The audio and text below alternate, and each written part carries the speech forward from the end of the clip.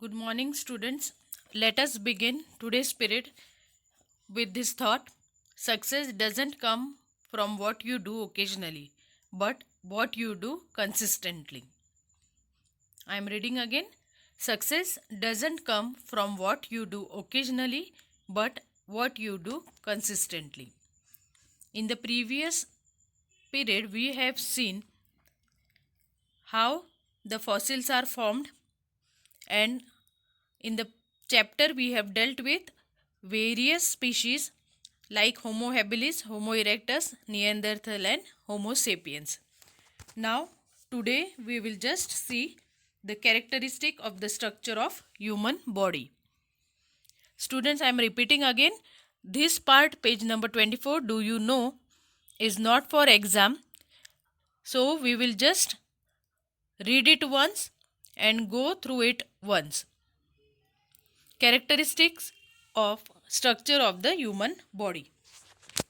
The structure of human body is different from that of the other vertebrate animals in certain aspects.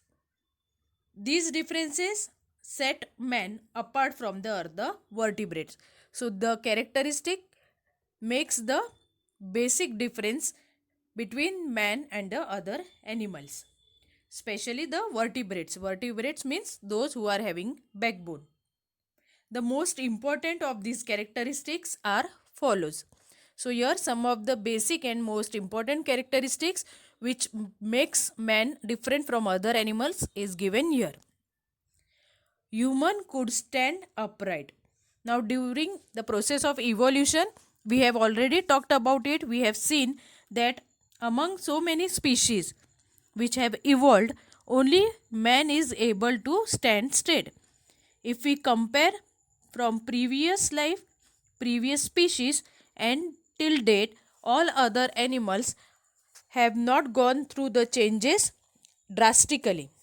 Mid changes are there, but still they are living the same life which they used to live few centuries or even during the evolution time.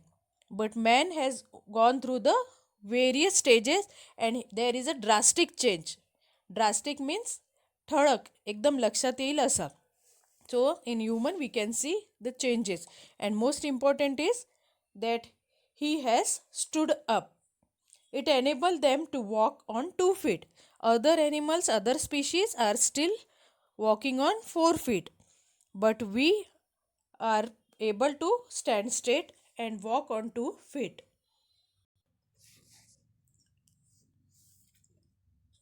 Hence they can walk on 4 limbs.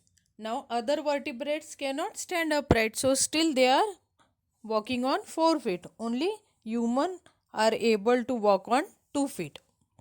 Second, as humans learn to stand erect and walk on 2 feet, it became possible for them to use their two forelimbs as hand.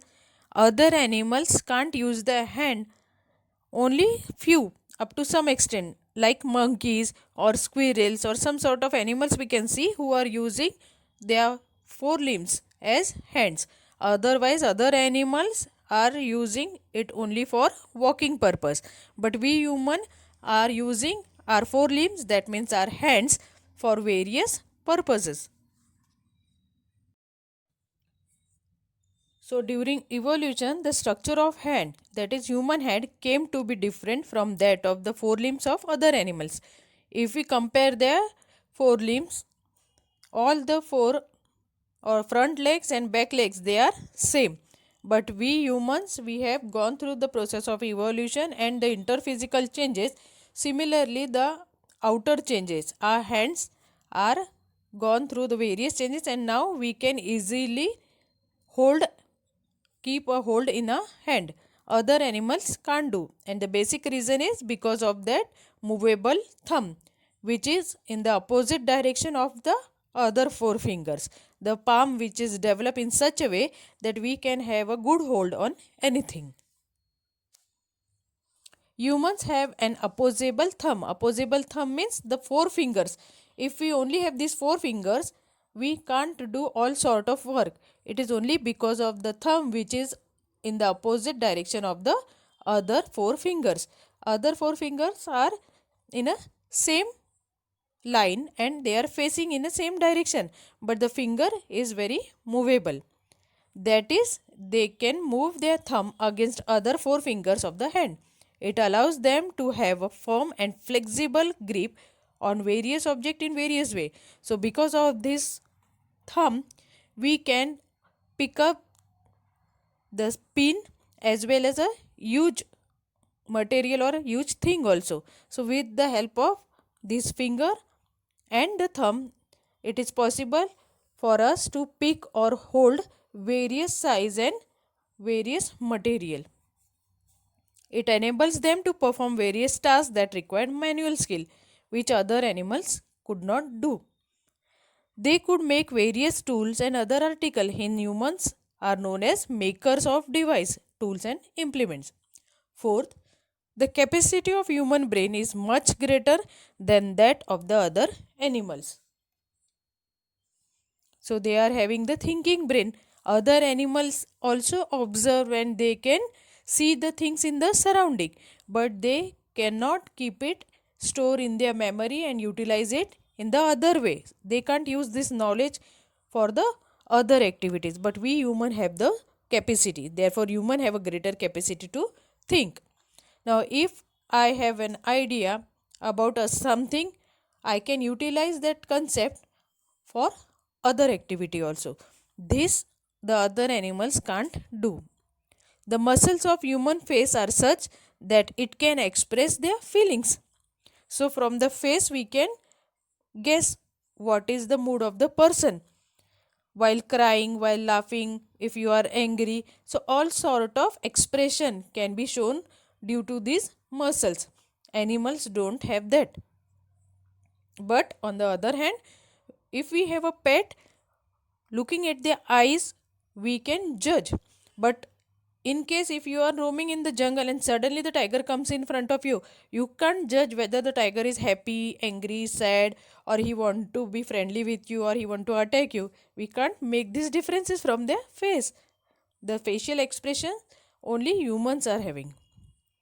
The structure of the larynx and the muscles in the mouth are very flexible.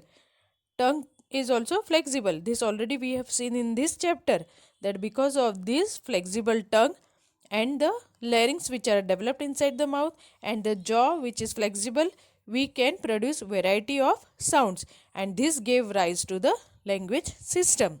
So however, this system which enable humans to speak took thousands of years to develop. This already we have seen in detail in this chapter. So students, now just go through page number 24, read it once twice. Thank you.